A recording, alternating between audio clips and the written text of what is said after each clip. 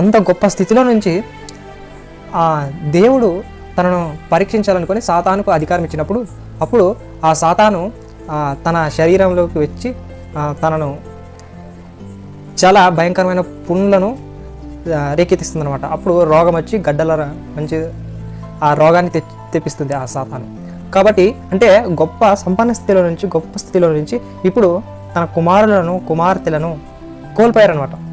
తన కుమార్తెలను ఎడ్లను ఒంటెలను ఆడుగాడిదలను ఊజు దేశంలో గొప్పవాడుగా ఉన్నటువంటి ఆయన ఇప్పుడు చాలా దయనీయమైన స్థితికి అంటే చాలా బీద స్థితికి వచ్చాడు. ఇప్పుడు ఇది తన భార్య తనలో తాను ఆలోచించుకొని, నువ్వు ఎంతకాలం ఇంకా దేవుణ్ణి నమ్ముకొని జీవిస్తున్నావు కాబట్టి నీ దేవుణ్ణి దూషించి మరణం కమ్మవు అని కాస్త అన్నప్పుడు యోబు గారు గొప్ప భక్తిపరుడు అండి.